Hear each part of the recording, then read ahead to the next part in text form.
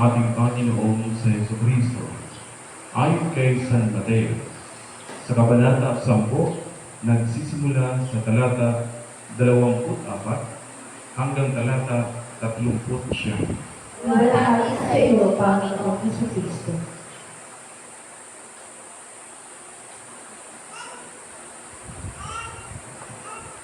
Walang alagad na higit kaysa kanyang guro, at walang alipin higit sa kanyang Panginoon.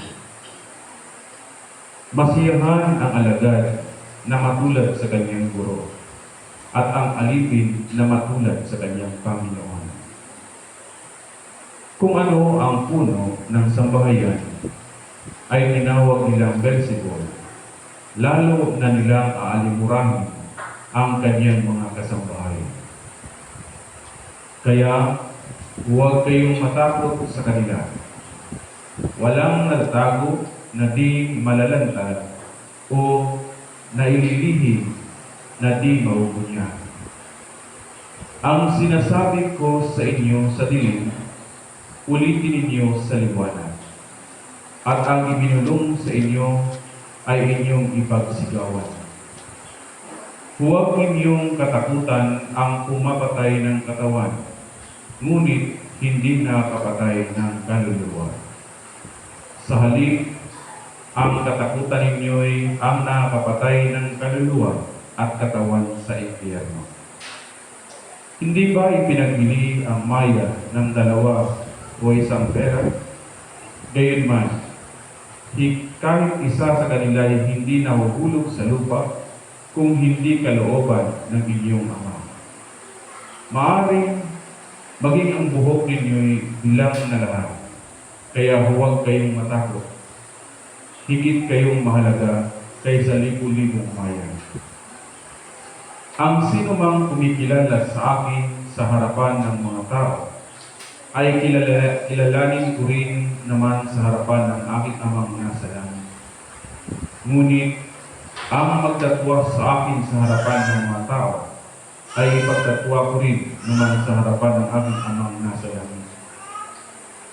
Huwag ninyong isipin na parito ako upang magdala ng kapayapaan sa lupa.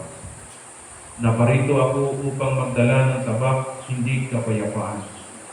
Sapagkat naparito ako upang paglabanin ang anak na lalaki at ang kanyang ama, ang anak na babae at ang kanyang ina, ang manugang na babae at ang kanyang binan na babae. At ang kaaway ng isang tao ay ang kanya na rin kasambahay. Ang umiibig sa ama o sa ina na higit sa akin ay hindi karapat-dapat sa akin. At ang umiibig sa anak na lalaki o babae na higit sa akin ay hindi karapat-dapat sa akin. Ang hindi nagpapasan ng kanyang cross at sumunod sa akin ay hindi karapat-dapat sa akin. Ang nag-iingat sa kanyang buhay ay siyang mawawalan nito, at ang mawawalan ng kanyang buhay dahil sa akin ay magkakamit nito. Mga kapatid, ang mabuting balita ng ating Panginoong sa Jesucristo. Papuri sa iyo, Panginoong Jesucristo. Magsiupo ang lahat.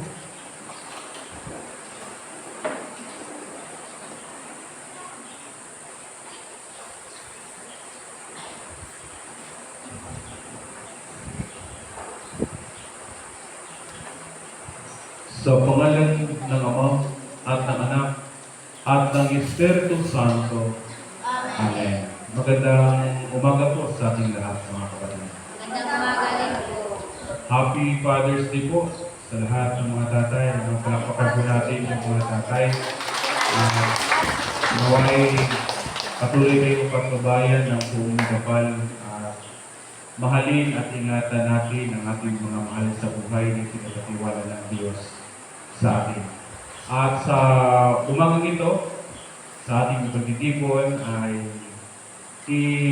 nilalathala ng ating Panginoong si Jesus yung tatahakin ng kanyang mga alagad. Sinasabi sa ating banal na Ebanghelyo na walang alagad na higit kaysa kanyang guro, at walang alipin higit sa kanyang Panginoon. Dahil ipinapakita na kasi ng ating Panginoon doon sa kanyang mga alagad kung ano yung mangyayari sa kanyang mga alagad. Dahil kung anong nangyayari sa ating Panginoon ay yun din yung mangyayari sa kanyang mga tagasunod. Yung inuusig, inaalimura, at talagang lahat ng pagiging mababa ang tingin ng ibang tao sa Panginoon ay ganoon din yung mangyayari sa bawat isa sa atin. Pero yung mensahe na ipinapaabot sa atin ng ating Panginoong Jesus ay although nakakatakot, pero tayo pinapalakas. Bakit? Dahil sinasabi ni Jesus na huwag kayong matakot. Diba? Yung word na huwag kayong matakot. 3 beses na inalalarawan sa atin ngayon sa umaga dito na huwag kayong matakot. Huwag kayong matakot na huwag ninyong katakutan ang pumapatay ng kaluluwa ng katawan, ngunit hindi naman pumapatay ng kaluluwa. Huwag kayong matakot dahil mas mahalaga kayo kaysa mga maya. At huwag kayong matakot dahil kahit yung ating mga buhok ay bilang na ng Diyos. Diba? Ibig sabihin, hindi tayo pababayaan ng Diyos. Dahil sa kaibuturan ng ating mga puso, alam ng Diyos kung ano yung nilalaman nito. Kaya sa pagiging tagapagsunod sa ating Panginoon, dapat magkaroon tayo ng lakas ng loob na tukdin natin ang kalooban ng Panginoon dahil kahit mahirap, may pangako ng Diyos. Huwag kayong matakot dahil mas mahalaga kayo kaysa sa lahat. Kaya sa ating pagtitipon dito ngayon sa pang-4 na linggo matapos ang pagdiriwang ng Pentecostes, ay patuloy tayong hinihikayat ng Panginoon na gumawa ng kabutihan. Gumawa ng naalinsunod sa kalooban ng ating Panginoon. Huwag pang hinaan ng loob. Bakit sinasabi ng Panginoon na huwag kayong matakot? Dahil naging nature na ng tao yung pagiging maalalahanin. Naging nature na ng tao na merong pag-aalinlangan. Nagiging nature na ng tao yung nag-iisip. At nagiging nature na ng tao yung minsan ay humihina yung ating mga pananampalataya. Bakit? Dahil marami tayong kinakatakutan. Pero sana sa atin dito ngayon, ang binitawan na salita ng ating banal na Ebanghelyo, huwag matakot, ay ito naway magpapalakas sa bawat isa sa atin. Na kung saan may kita nawa natin, kahit anuman ang nangyayari sa ating kapaligiran ngayon, ay naway magkakaroon pa rin tayo ng katatagan dahil alam natin na mahalaga tayo sa ating Panginoon. Sabi nga dito, huwag kayong matakot doon sa mga pumapatay ng katawan, ngunit hindi naman nakakapatay ng kaluluwa. Dapat ang katakutan natin, yung pumapatay ng kaluluwa at pumapatay ng katawan sa impyerno. Huwag tayong matakot dahil mas mahalaga pa tayo sa kaysa mga maya. Huwag tayong matakot dahil bilang ng Diyos ang hibla ng ating mga buhok. Imagine kung gaano tayo kahalaga ng Panginoon. Kaya dapat lamang ay manatili tayo sa pag-ibig ng Diyos. At sa ibang parte ng ating banal na Ebanghelyo ay ipinapakita dito na huwag ninyong isipin na parito ako upang magdala ng kapayapaan sa lupa, na parito ako upang magdala ng hindi kapayapaan. Ibig sabihin nito, pagkawatak-watak ang ibinabahagi sa atin. Bakit? Dahil kung tayo nanatili sa katotohanan, marami ang mga nagagalit. Kaya sa loob ng ating tahanan, kung tayo nagiging totoo, minsan, mga mahal natin sa buhay ay hindi nila ito matatanggap. Kaya, anong pinakamabisang gawin? Ibigin natin ang Panginoon. Hindi binabanggit sa ating banal na ebanghelyo na mas bawasan natin yung pagmamahal natin sa ating mga mahal sa buhay. Hindi. Kundi, unahin natin ang Diyos. Bakit? Dahil kung inuuna natin ang Diyos, susunod na ang lahat. Kung mahalin mo ang Diyos, magiging tapat ka sa iyong mga mahal sa buhay. Kung mahalin mo ang Diyos, magiging responsable ka sa iyong mga mahal sa buhay at kahit sa iyong kapaligiran. Dahil kung mahal mo ang Diyos, takot kang gumawa ng masama. Pero kung inuuna mo yung iyong pamilya at nakakalimutan mo ang Diyos, lahat ng masama ay susunod. Bakit? Dahil mahal mo yung pamilya, wala sa isip mo yung takot, wala sa isip mo yung tunay na pagmamahal, doon na yung papasok yung magiging mapanglamang ka sa iyong kapwa. Kaya sana sa umagang ito, sa pang-apat na linggo matapos ang nakaraan ng Pentecostes, ang Espiritu ng ating Panginoon ang siyang maghahari sa bawat isa sa atin. Napatuloy natin ibigin ang Panginoon at hindi lamang narito, hindi lamang sa loob ng simbahan na naipakita natin ang pagmamahal natin sa Diyos.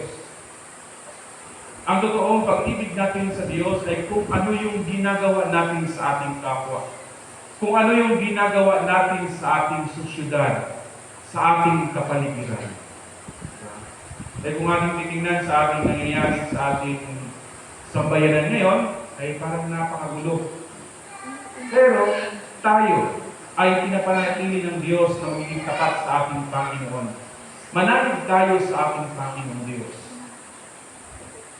Manalig at magpasalamat palagi sa Panginoon.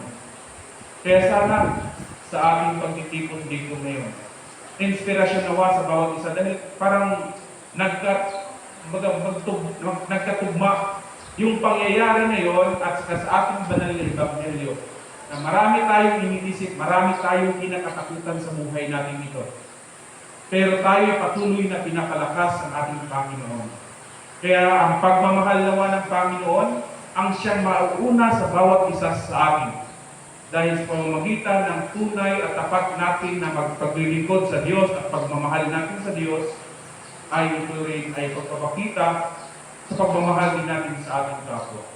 Kaya sana tayo lahat patuloy natin ilalathala ang mabuting balita ng ating Panginoon. Patuloy natin ipakita ang tunay at tapat na pag-ibig natin sa ating kapwa. At patuloy nawa natin ipakita at maisasagawa ang patuloy natin paggawa ng kabutihan.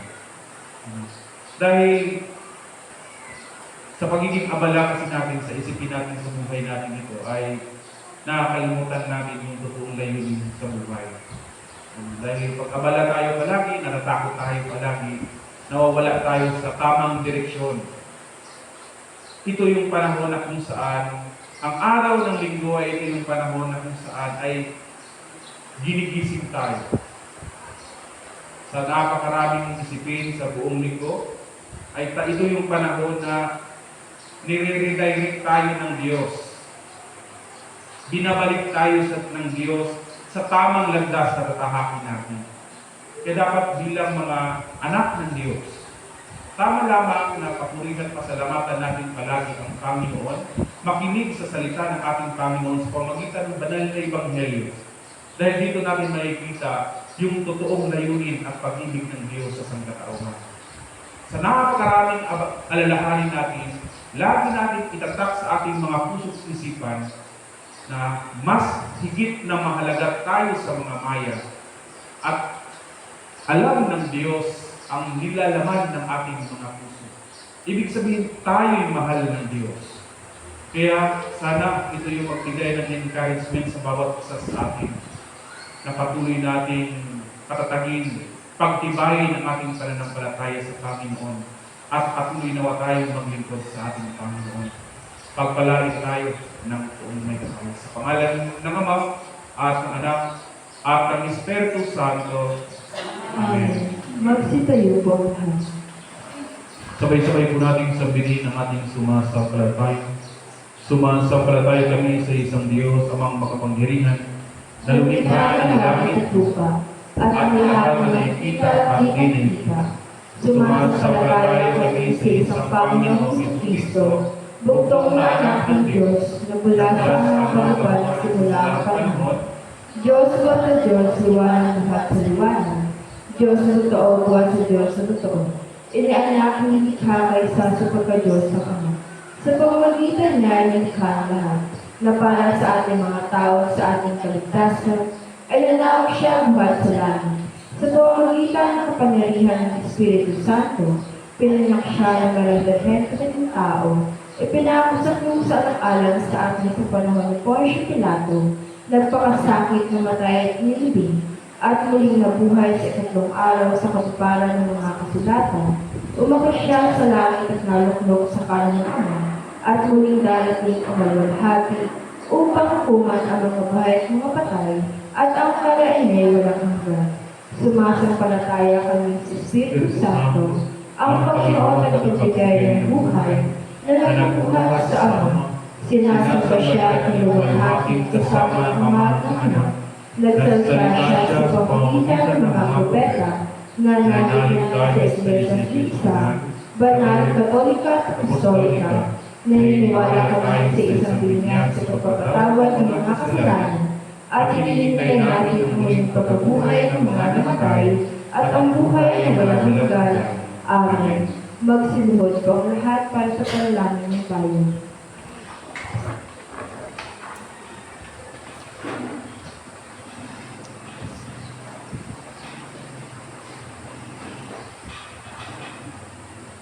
Manalangin tayo para sa buong Iglesia ni Jesucristo at para sa lahat ng tao ayon sa kanilang pangangailangan. Makapangyarihan at walang hanggan Diyos, itinuro mo sa amin sa pamamagitan ng iyong banal na salita na manalangin at magpasalamat para sa lahat ng tao. Isinasamo namin ngayon sa iyo na tanggapin ang aming mga panalangin na iniaalay namin sa iyo, maka-Diyos na kamangalan. Kami nananalangin. Panginoon, tingin mo ang aming panalangin. Idinadalangin namin ang iyong banal at pangkalahatang iglesia, lalong-lalo na ang Iglesia Filipina Independiente dito sa barangay ng Libo. Puspusin mo ito ng katotohanan, katwiran at kapayapaan, at ipagkaloob mo sa lahat ng sumasampalataya sa iyong banal na pangalan na magkasundo sa katotohanan ng iyong banal na salita at sama-samang mamuhay sa pagkakaisa at pag-ibigan. Kami nananalangin. Panginoon, tingin mo ang aming panalangin. Bigyan mo ng biyaya ang makalangit ang lahat ng obispo, pari, diakono at mga seminarista, lalong-lalo na si Most Reverend Joel O. Perlares, ang aming obispo Maximo, si Right Reverend Arnold M. Damayan, ang aming obispo diocesano, at si Reverend Father Randy C. Matos na aming pari. Sa pamamagitan ng kanilang pamumuhay at pagtuturo, ay maipahayag nawa nila ng buong katapatan ng iyong tunay at nagbibigay buhay na salita at mapamahalaan ng iyong mga banal na sakramento. Kami nananalangin. Panginoon, tingin mo ang aming panalangin. Isinasamo rin namin na patubayan mo ang mga puso ng lahat na namumulong sa pamahalaan ng bayan ito at sa iba't ibang bansa. Lalong-lalo na ang aming Pangulo, ang aming punong lalawigan, ang aming punong bayan kasama ang buong sangguniang bayan. Magpasya nawa sila ng buong talino at may katarungan, at mapalaganap nila ang kalayaan at kagalingan ng iyong bayan. Kami nananalangin. Panginoon, tingin mo ang aming panalangin. Sa sangkatauhan ay pagkaloob mo ang iyong makalangit na biyaya, lalong-lalo na sa Third Sunday Mass sponsor na sina Melet Ricanya, Don Ricanya, Jonan Ricanya, Melanie Sevilla, Fermin Fegalan, Adrian Lian, Joel Fegalan, Janet Ricanya, Joey Apostol, Romulo Ray, Napoleon Perlas, Isha Villavicencio, Benjamin Candelaria, Rodolfo Candelaria, Marcelita Encinas, Flomar Saludes, Norberto Ricanya, Aileen Medina, Hernani Riazares, Henry Ricanya, Camilo Fiegalan, Nanette Manalo, Arwin Perlas, Bernardo Labosta Jr. at ang buo nilang pamilya. Ganon din sa nagdiriwa at nagdiriwa ng kanilang kaarawan na sina Leona May Morgado, Mark Darius Labosta, Marisa Labosta, Angelo Recamara, Patrocinia Ricanya, Agripino Labosta, Elmar Frias, Crescencio Rinola, and Norely Fiegalan.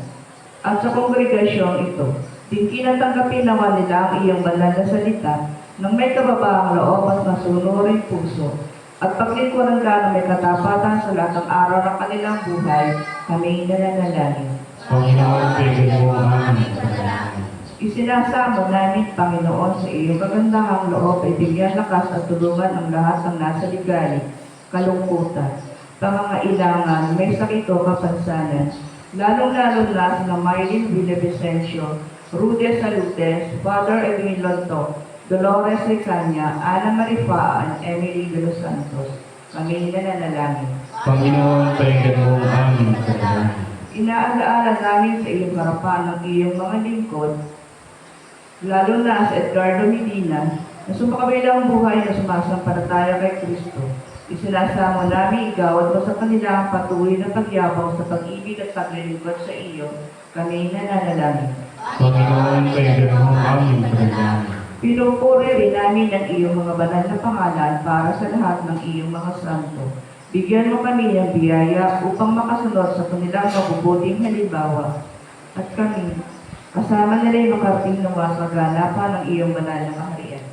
Tugunin mo ang aming mga panalangin, alang-alang sa Kanya na laging nabubuhay upang makita para sa amin. Siya ay anak at aming tagapagligtas na sa Jesucristo. Amen. Magsitayo po ang lahat. Mga kapatid, tayong katawan ni Kristo, sa pamamagitan ng isang Espiritu, tayong lahat ay pinag-iisang katawan ng tayo ibinyagan. Pagpagiging natin ang pagkakaisa ng dulot ng Espiritu sa bigis ng kapayapaan. Ginawang sumainyo ang kapayapaan ng ating Panginoon. At sumayin. Magbatian po tayo ng kapayapaan sa bawat isa. Peace be with you. Peace be with you. Peace be with you. Peace be with you. Ibigay sa Panginoon ang karangalang narapit sa kanyang pangalan, magdala ng alay at pumaroon sa kanyang harapan. Magsiupo po ang lahat.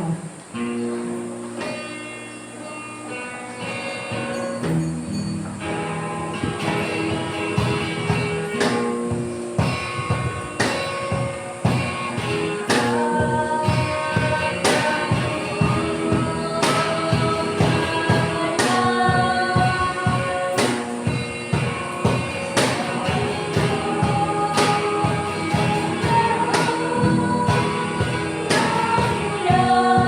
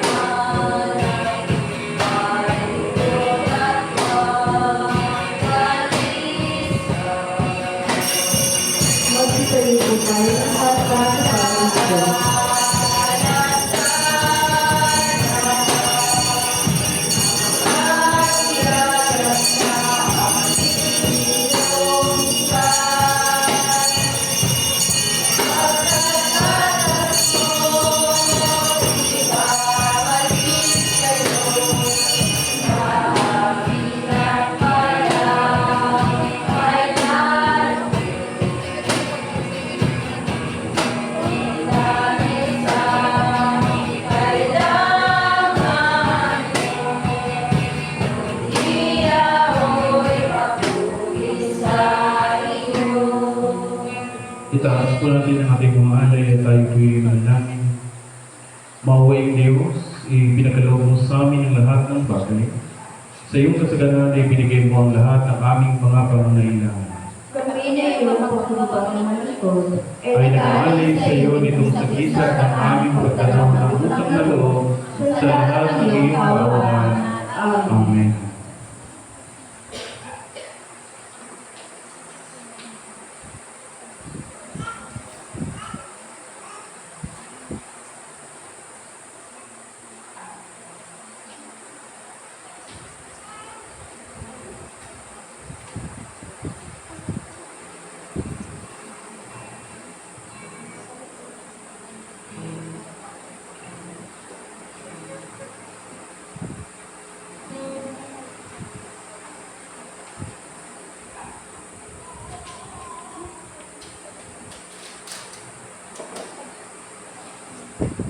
Tayo po'y nalangin para sa tinapay.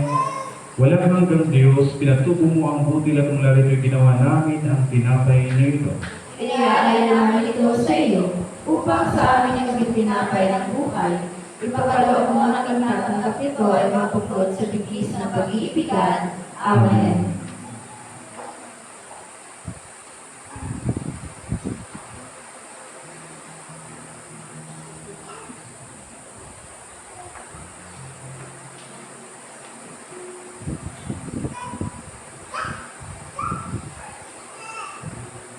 Tayo po'y nalangin para sa alak, makapangyarihang Diyos, tanggapin mo ang alak na ito na aming ginawa mula sa iyong mga kaloob. Ito naman ay maging amin umi spiritual, upang kami tatanggapin ko ang makasiglang pagpalibago sa paglilingkod sa iyo. Amen.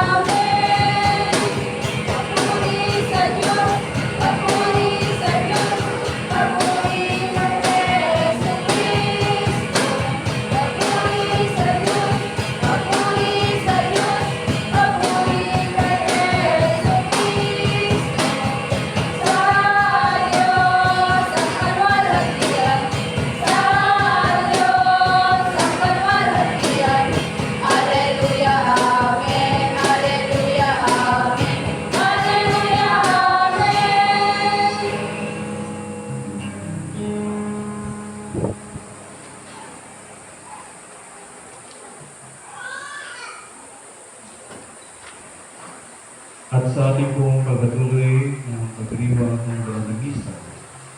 Ang lahat ng ito inialay natin sa ating Panginoong Diyos pagkasalamat para sa lahat ng biyayang ipinagkaloob niya sa atin, lalo-lalo ng biyaya ng buhay.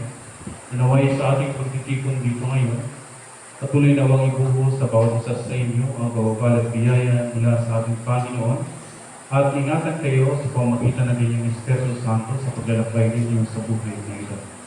Ganun din po sa banal na Eucharistia, ito'y inialay din po natin ito para sa ating mga kapatid na nagpapasalamat, lalo-lalo na sa lahat ng mga nagdiriwang at magdiriwang pa ng kanilang mga kaarawan.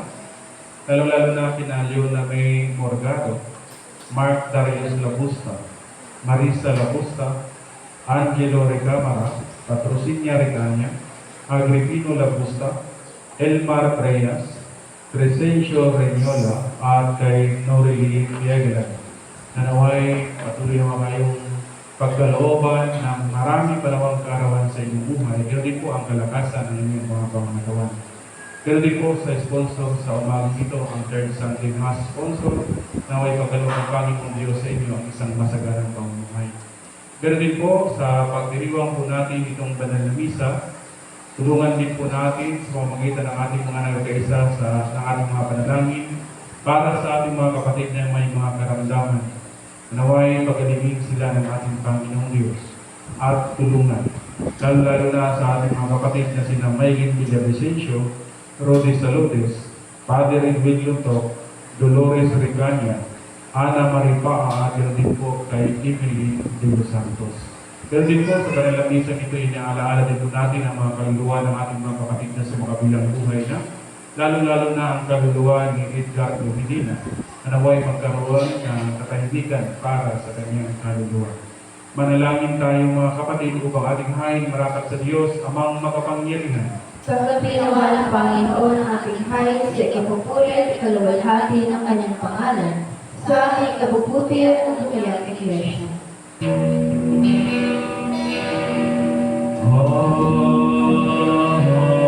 Ang kagandahang loob ng Panginoon ay mananatiling walang hanggan sa mga may takot sa Kanya, at ang Kanyang pagkamatuwid sa salitsa aling lahi.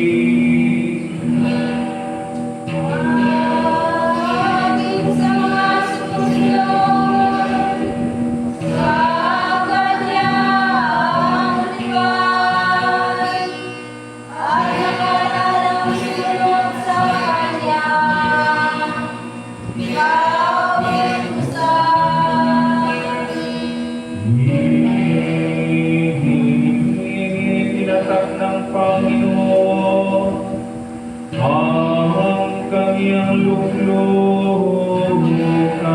sa langit, at ang kanyang pagkahari ay sumasaklang sa lahat.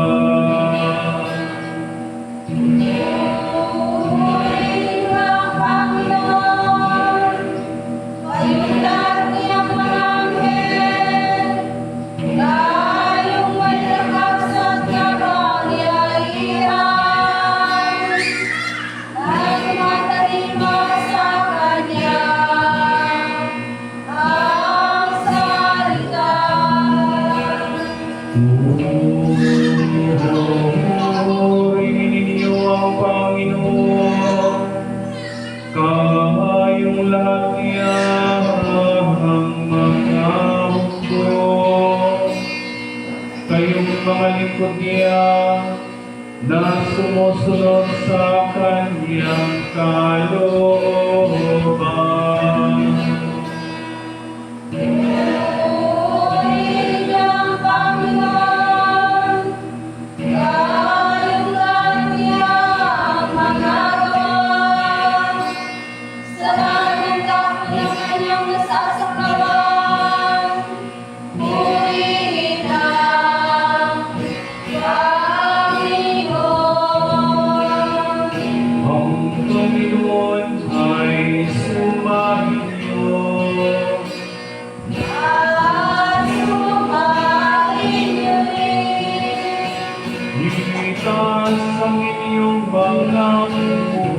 Itaas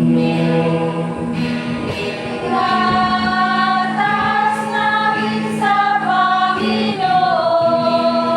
Magpasalamat tayo sa ating Panginoong Diyos.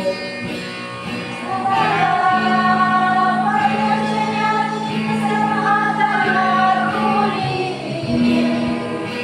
Tunay na mahaba aming tungkulin at kaligayahan. Lagi at saan man na magpasalamat sa iyo, O Panginoon, banal lamang, makapangyarihan at walang hanggang Diyos. Kanya nga kasama ng mga anghel at mga arkanghel at ang lahat ng kalimutan ng langit, buong kagalakan namin na maya ang iyong kaluwalhatian. Lagi nagmumuri sa iyo ng sasabi. Banal, banal, banal sa Panginoon Diyos na mapagmamalipas. Ang langit at lupa ay pagpusin sa lugar. Susana sa ikaasan, pinagpala at malaking sa pangalan ng Panginoon. Susana at Panginoon.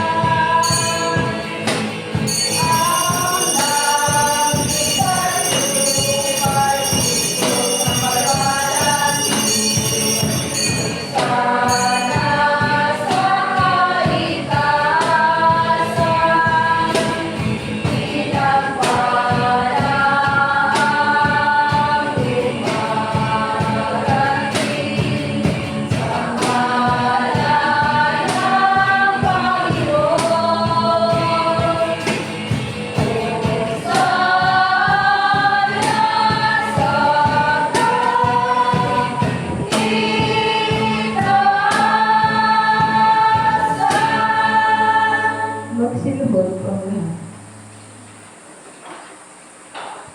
Lahat ng kaluwalhatian ay sa iyo, Diyos, na mapangyarihan ang makalangit. Nang dahil sa iyong pag-ibig at kaawa ay pinagkaloob mo ang iyong buktong na anak na si Jesucristo na maging tao na tulad namin. At danasin niyang mamatay sa krus para sa aming katubusan. Doon ay kanyang ginawa sa pamamagitan ng minsang pag-aalay ng kanyang sarili, ang isang buo at ganap na hangin para sa buong sanlibutan. At kanyang itinatag at iniutos sa amin na ipagpatuloy ang isang pagulita sa kanyang mahalagang kamatayan at hangin hanggang sa muli niyang pagdating. Sapagkat nang gabing siya'y pinagkanalo, ay kumuha siya ng tinapay. At nang siya magpasalamat sa iyo, ito'y kanyang piniraso at ibinigay sa kanyang mga alagad at sinabi, kunin, kanin, ito ang katawan na ipinagkaloob ko sa inyo, gawin niyo ito sa pag-alaala sa akin.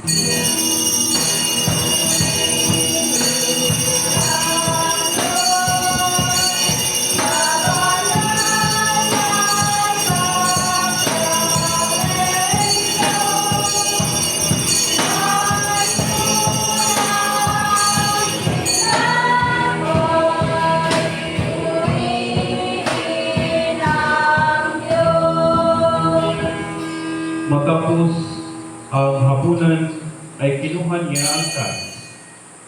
At nang siya magpasalamat sa iyo, ito kanyang ibinigay sa kanila at sinabi, inumin niyo ito, kayo lahat.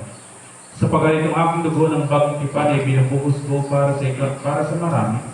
Sa ipagpatawad ng inyong mga kasalanan kailanman at iinumin niyo ito ay gawin sa pag-alaala sa akin.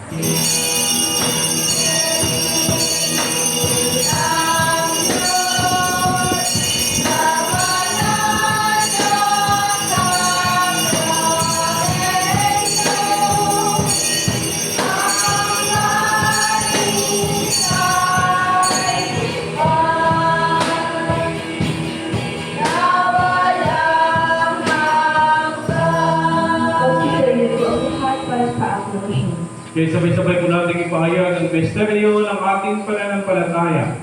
Si Kristo ay namatay, si Kristo ay muling nabuhay, si Kristo ay muling babalik.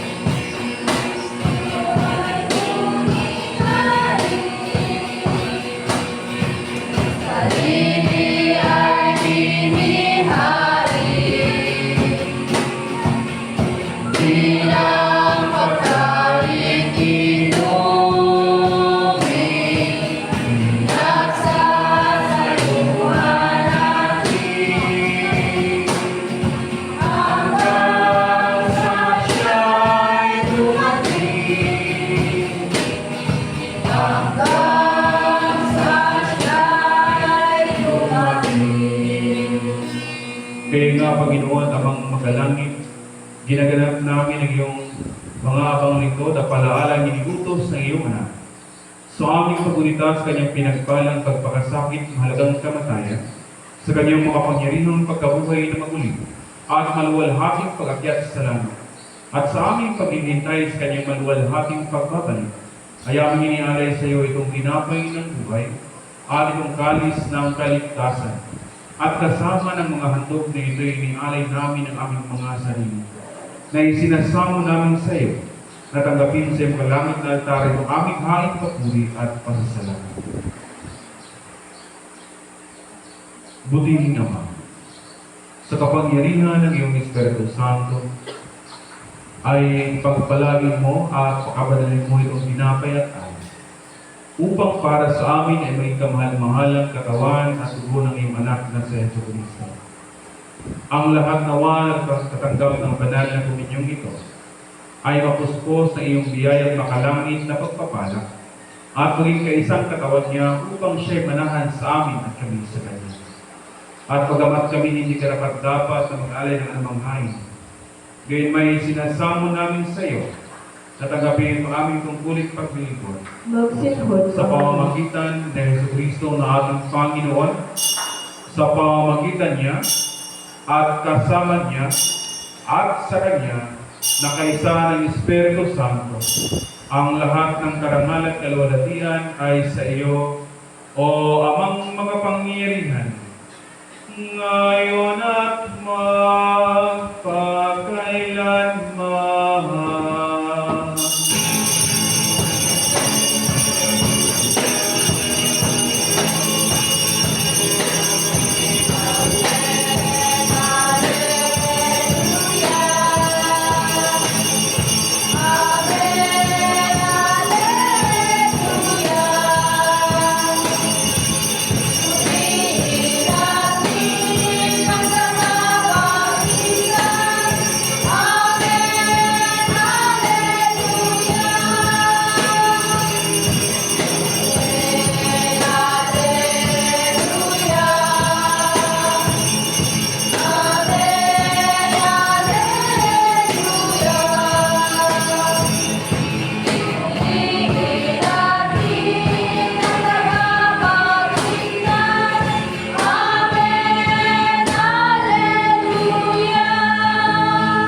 Magsitayo po ang lahat. At tulad ng itinuro sa atin ng ating pinapagligtas ng Jesucristo, tayo na namin. Sabay-sabay po natin mawitin ang Panginoon.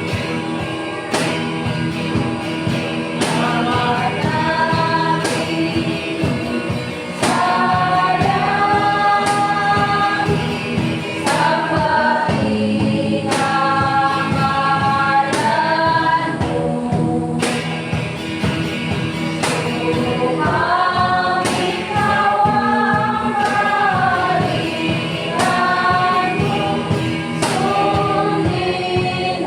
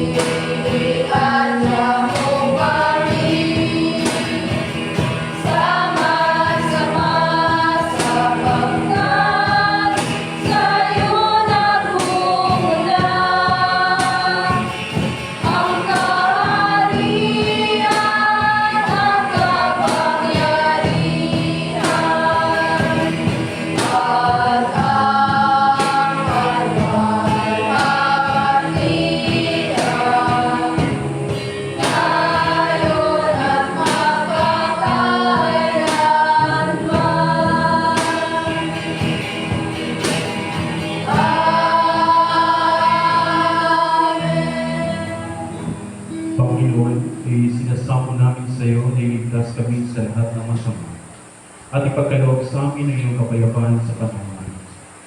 Sa tulong ng iyong awa ay layo kami sa pagkasalang iligtas sa ligaya. Sa pamamagitan ng iyong anak na sa Yesu Kristo aming Panginoon, na nabubuhay at naghaharing kasama mo at ang Espiritu Santo, iisang Diyos, ngayon magpakailanman. Amen. Kordero ng Diyos, kagaling sa katarang sa lupa. Maawa ka sa amin. Kordero ng Diyos, kagaling sa katarang sa lupa. Maawa ka sa amin. Kordero ng Diyos, kagaling sa katarang sa lupa. Ipagkaloob sa amin ang kapayapaan. Tayo kong lahat, dumulog kami sa iyong mga mawaing Panginoon, na hindi nagtiwala sa sarili naming pagkakatuwid, kundi sa iyong maraming dakilang awa. Hindi kami karapat-dapat na mamulot ng mga bunga sa ilalim ng iyong pag, subalit ka sa iyong pagkakamuhay. Ipagkaloob sa amin kung gayong muling Panginoon, na aming tagapin ang katawan ng iyong mahal na anak na si Yesu Kristo, at inumin ang kanyang dugo, upang kami ay pinalakas na ginbago ng kanyang buhay, ay manahan sa kanya siya sa amin, magpakailanman. Amen. Mga kapatid ng mga kaloob ng Diyos para sa bayan ng Diyos, kunin ninyo ang mga ito sa pag-alaalang ibinigay ni Kristo ang kanyang sarili para sa inyo, at tanggapin niyo siya sa inyong mga puso sa pamamagitan ng pananampalataya ng may pasasalamat. Ang katawan at dugo ni Kristo. Amen. Magsiupo po.